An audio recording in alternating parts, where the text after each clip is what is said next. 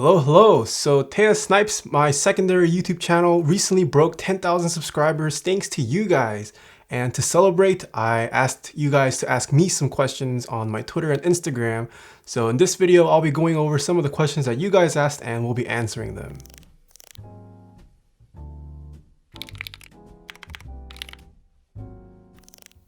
Flare Fire from over at Twitter asking me, when are you inviting me to Valorant? I mean, I see you in 5-man queues all the time. You're too popular for me, Flare.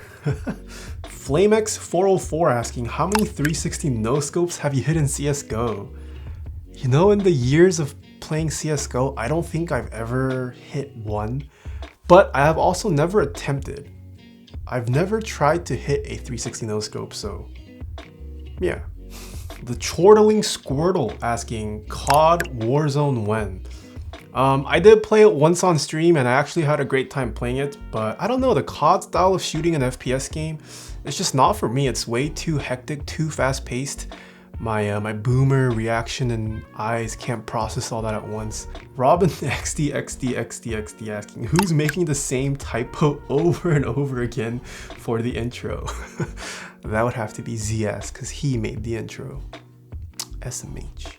Litz Gaming asking, what are the best switches for gaming and why are they Cherry MX Browns?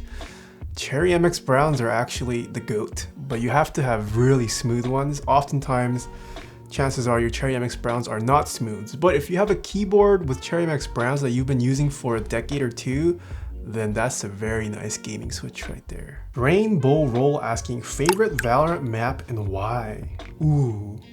Favorite map probably has to be Bind. I absolutely hate Split. Haven is okay, but I think Bind I've probably been the most comfortable playing. And why?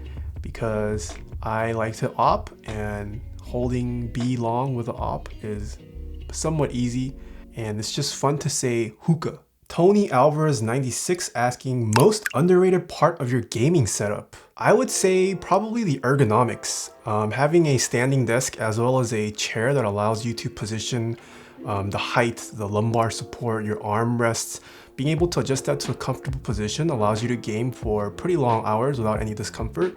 And I feel like a lot of people just buy the gaming chairs a lot of people tend to like, but I feel like finding something that really suits your body and ergonomics really helps for long gaming sessions as well as comfortable ones. Mike Pol the Real _1 asking, how do I convince my parents that mechs aren't a waste of money? Alright, here's how you convince your parents to let you invest in a multi-$1,000 keyboard. I'm guessing you're a student if you have to convince your parents to buy you a mech, but one, having a nice mechanical keyboard will allow you to type better and efficiently on your school essays, your research papers, your thesis papers, whatever it may be. It's gonna help you type better.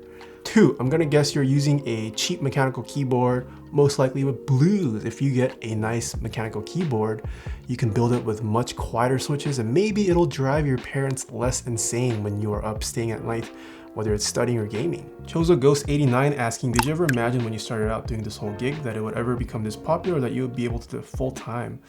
Definitely not. I actually released a video on my main channel celebrating my 100K milestone.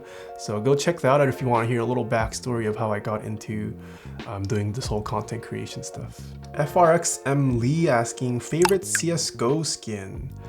Ooh, I'm personally a huge fan of the Redline series, the Cyrex series, and the Doppler.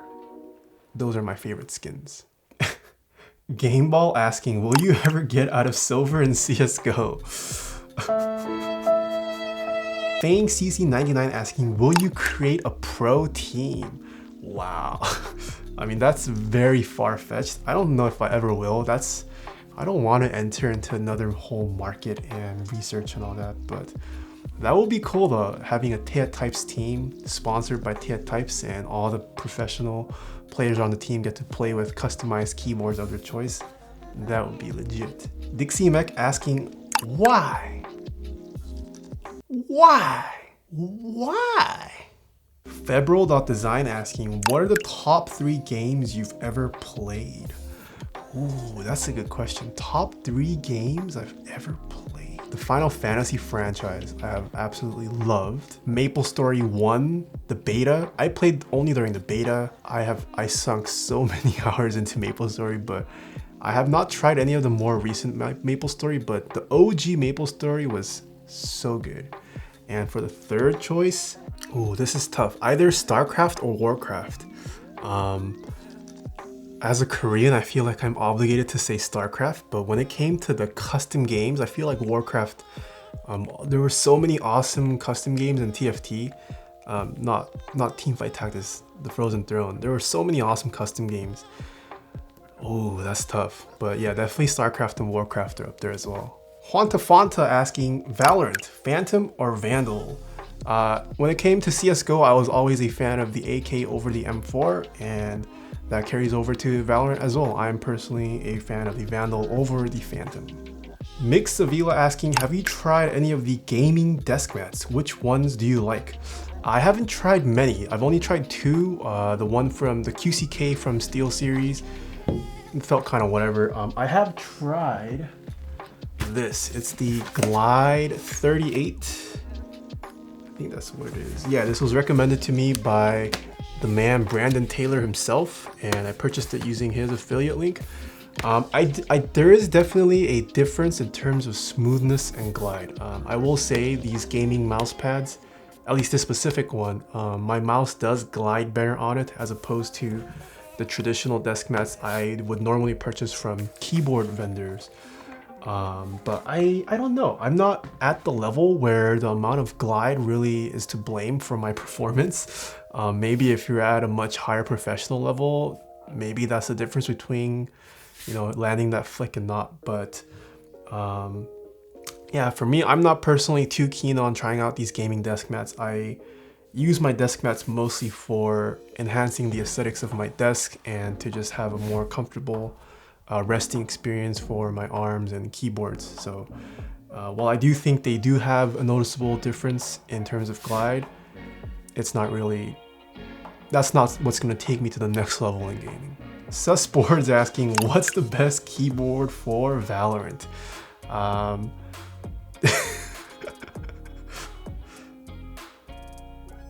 Although there is no best keyboard for Valorant, but a lot of people have been saying that the GMK 8008 set fits the Valorant theme. So I guess if something was related to Valorant and considered the best, I guess it should have the GMK 8008 set, right? Nathan Soucier asking, do you use any capture cards for streaming or recording?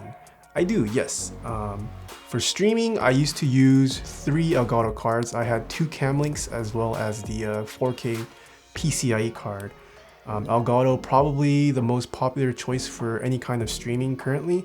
But I did recently switch off of the Elgato. One of the issues I have with Elgato is that they're kind of long devices that stick out of your USB port.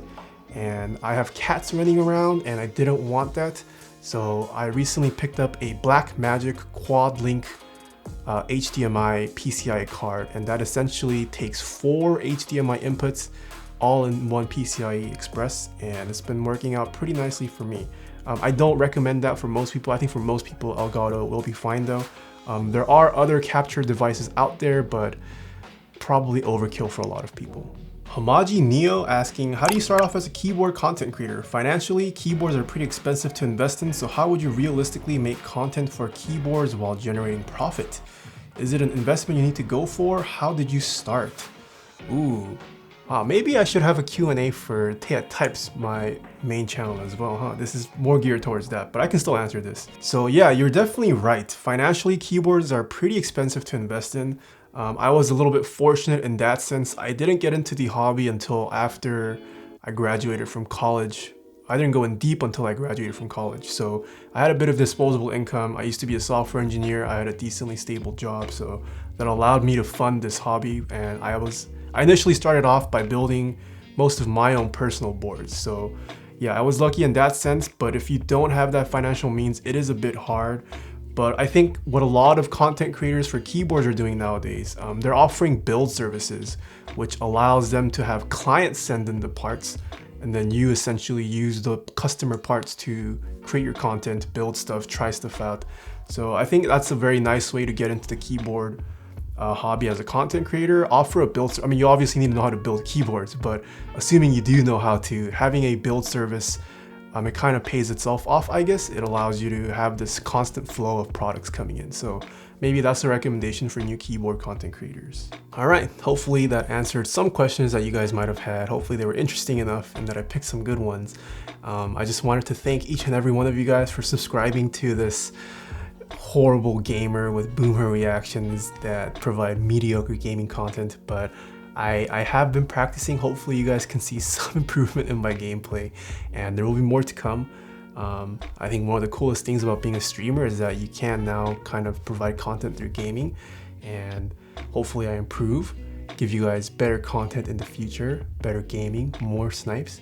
So yeah, thank you so much for all the love. It does mean a lot. Hopefully when we get big enough, we can start to have giveaways. That would be awesome to see. So yeah, thank you so much, and I will see you guys all in the next video. And until then, see you nerds.